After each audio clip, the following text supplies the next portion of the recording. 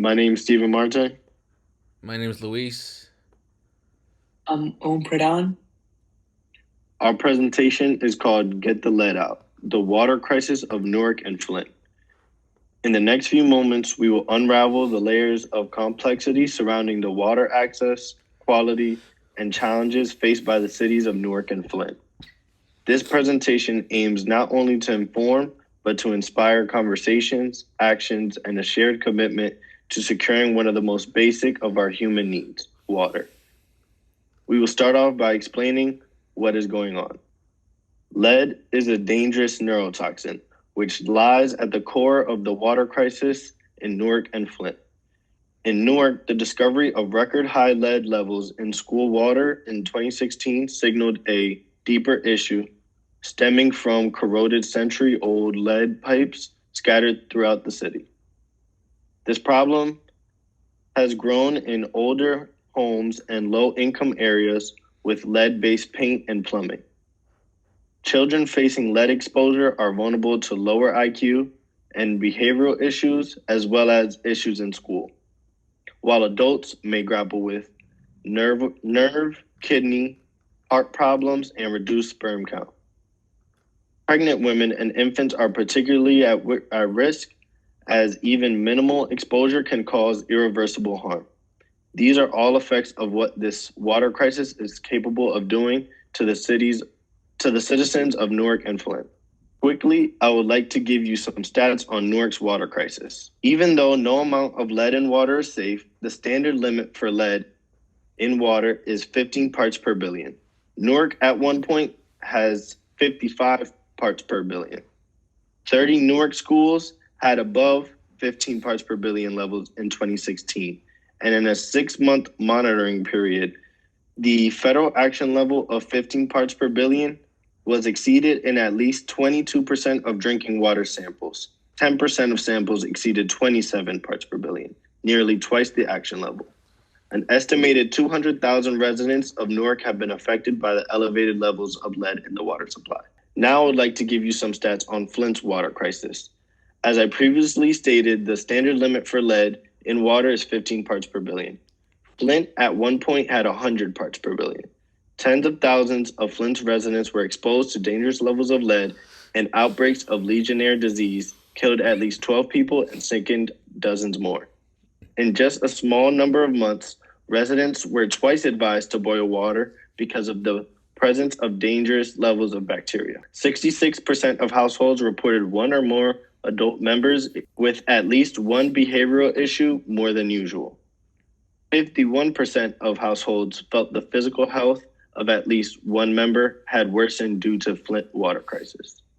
Now, who's to blame for this? Well, city officials. Newark city officials knew that lead was a toxin that was being exposed in the city waters, and that they knew that 30 schools in Newark had lead in the water, and that children were being exposed to it from the water fountains in school, and it was causing it to lowering their IQs and creating behavioral problems.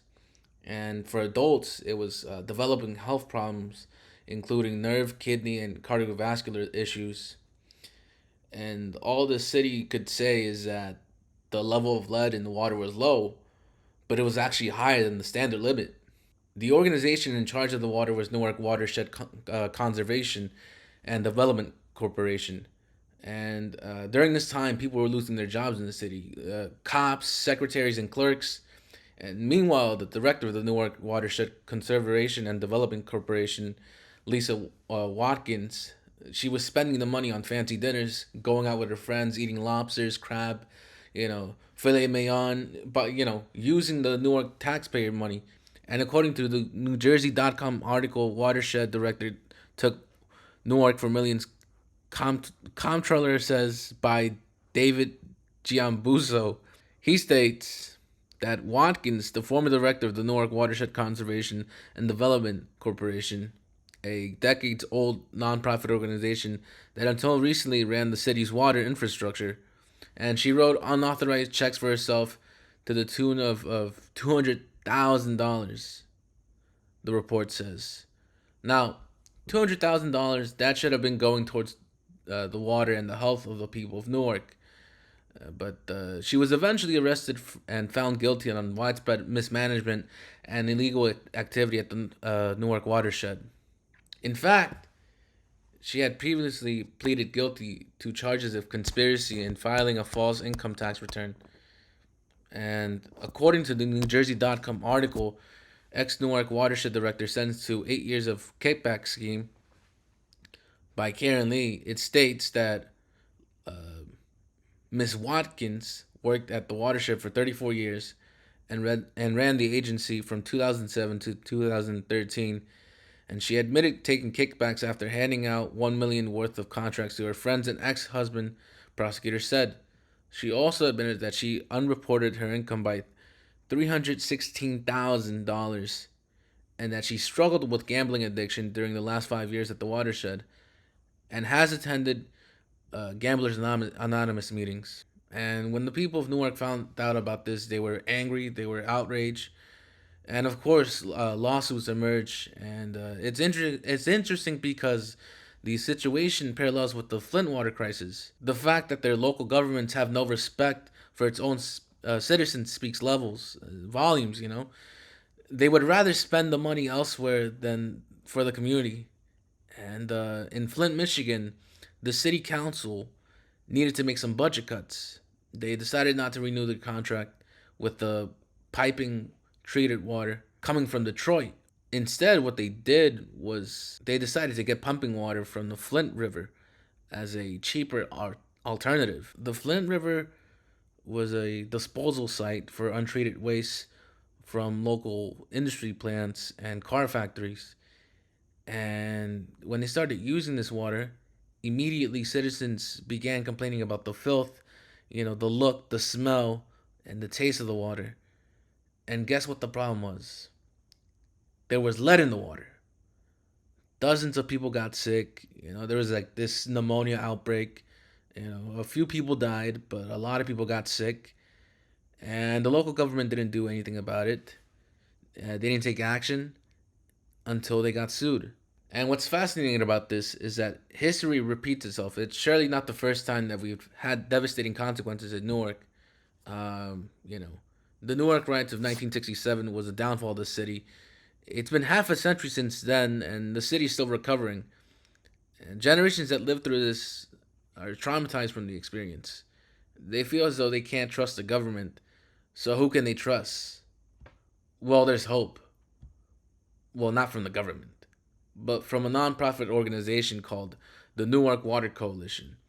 They're doing everything on their own with no help from the government. They are a group of individuals who are self-determined and are ready to fight for the people who are oppressed and vulnerable. And for those who seek for a community. So the Newark Water Coalition is willing to help the community, whether it's water, food, or any essentials that you need. We learned about this great nonprofit organization in our history of Newark class.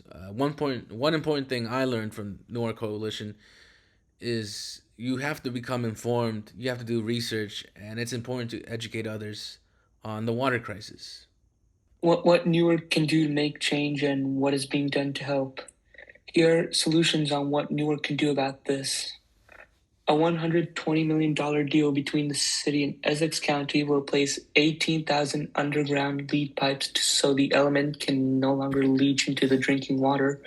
About 3,600 of those lines are located in the eastern side of Newark, where residents get water from a different treatment plant, which is going to take more than 2 years to replace them all. Nearly 4,000 lines in total have been changed. Residents rely on city-issued filters, which have been shown to remove 99% of lead from tap water.